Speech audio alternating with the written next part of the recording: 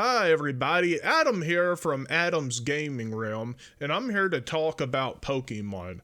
Pokemon needs to stop being given a free pass. I'm not here to dunk on the franchise, but nostalgia, sales, and reviews are holding the series back, and it's never going to get better unless the fans take a stand.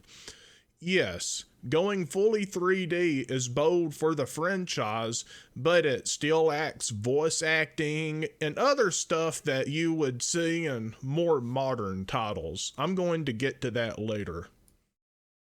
First, I'm going to start off with Pokemon Sword and Shield. Like, I didn't play the game, but I've read reviews of it, so kind of take what I say about it with a grain of salt. But if you look at Metacritic, you'll see that the Metascore is 80, but the user score is 4.6. IGN gave it a 93. And if you read the reviews, here's what a user said. This is what happens if a company realizes they can do anything and the people keep buying their products. And that's kind of where we're at. See, they pump out the really high review scores, talk about how it's different, how it's better, and people goes out and they buy it. So if you look at the sales data, Pokemon Sword and Shield sold 21 million all time. Now this is a little bit dated, back in 2021, so I'm sure it's even higher now. To put that into perspective, like 1 in 5 people owns this game for the Switch. Now, the issue is, why is so many people buying a game that has a user score of 4.6? It's because they trust game journalists. They go out and they overhype the game.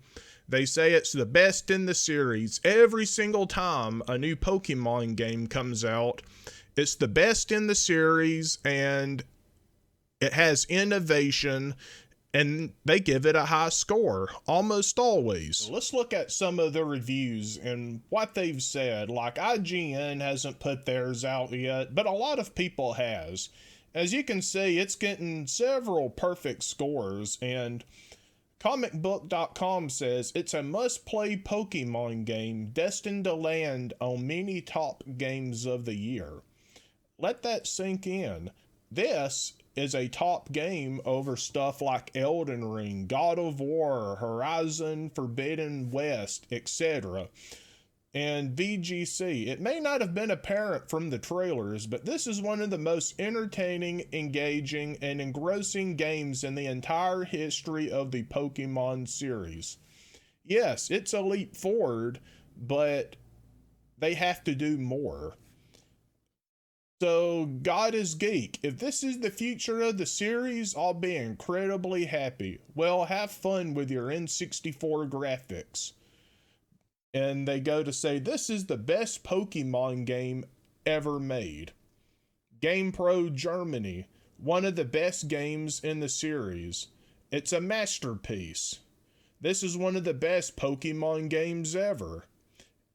And Games Radar says it's just a letdown from the graphics, but there's more to it. I'm going to get to that soon.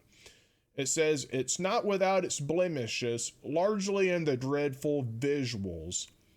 Arceus is simply one of the best Pokemon games ever made. Then you come down to where you have kind of like the mixed reactions. There's room for improvement, especially graphics wise, but we're sure this is the way of for that future Pokemon games should follow.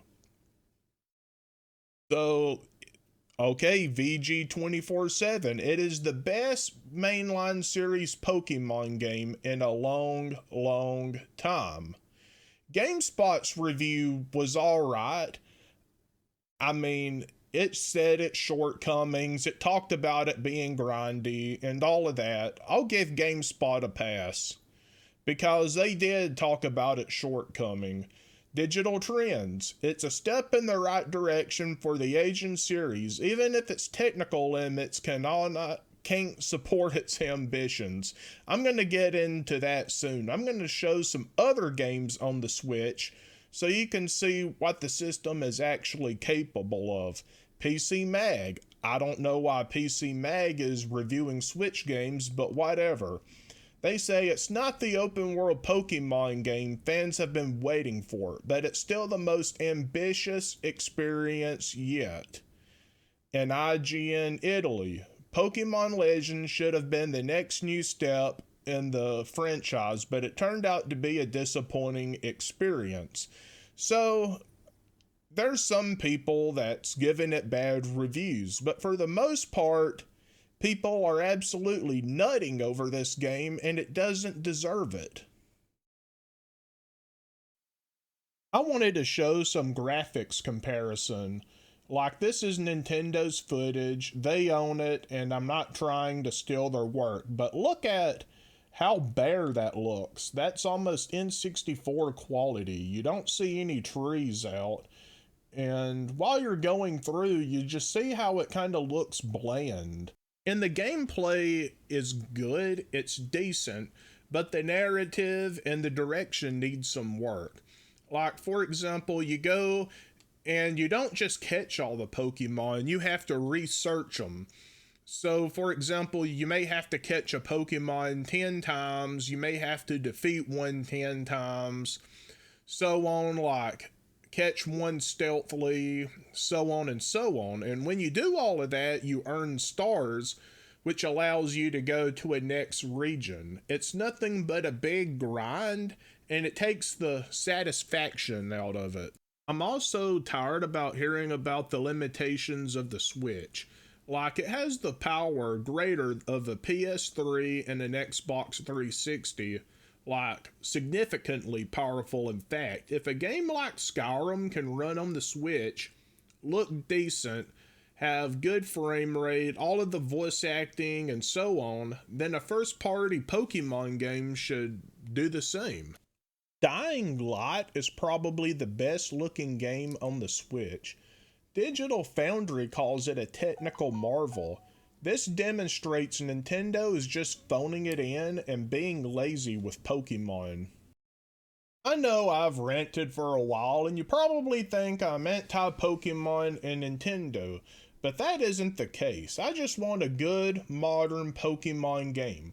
I want them to use that money that they got from selling 21 million copies and hire voice actors, have better graphics, a narrative driven story.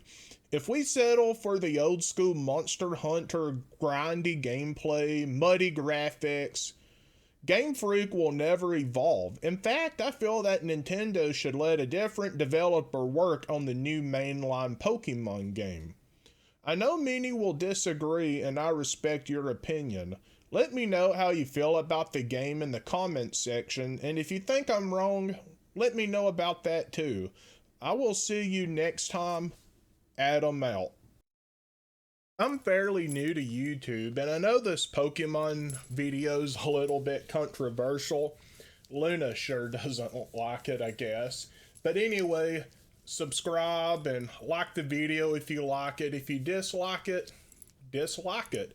And the next project I'm probably going to work on is Uncharted 4 on the PS5, and I can't wait for that. I'll probably play some Dying Light, Horizon, Elden Ring.